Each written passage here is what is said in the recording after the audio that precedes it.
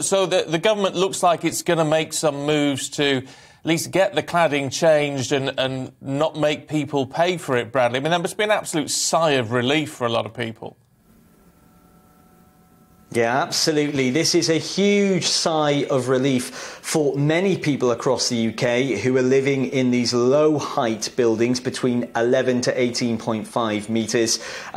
Hopefully, if the government announce these plans next week, it means that these people who live in buildings with unsafe cladding in lower height buildings won't have to fork out the money. They won't have to actually go out, get a loan to pay for the cost to remove it, which is great news for people, providing that the government comes out and provides this plan. Who's going to front the cost, though? The government say it's down to developers to provide £4 billion worth of the cost to help residents and leaseholders with the damage that's been done.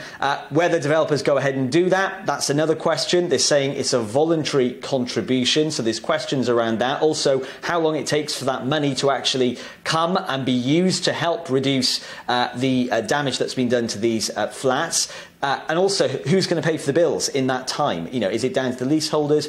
Is there going to be a reimbursement for the past few years as they've been paying for fire marshals, etc.? Lots of questions. I'm here with a resident. I've been saying all morning on GB News that we'll be meeting people who are in the centre of all of this. Darren Matthews, we're in your flat. Thanks for really welcoming us into your home to discuss this.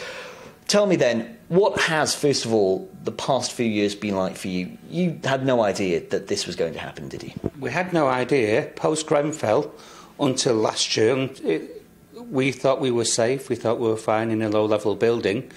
It transpires from October 2019 to February last year.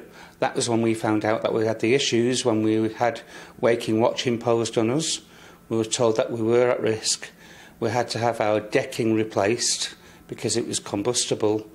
And then in May we found out that there were other elements of concern where we were given an additional bill. So in the last 12 months it's not been very pleasant, to say the least. We're hopeful from the Minister's announcements, from what may transpire in his statement, that he's now offering us this support. But unfortunately it will only include the cladding element. It won't include other things that are more sinister within the fabric of the building that aren't covered under the funding elements at the moment. So talking of these proposals from the government, we're expecting them next week.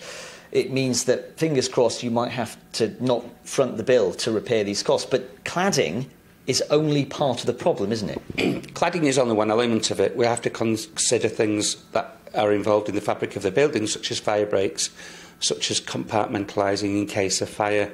These are things that may have not been completed to the correct specifications.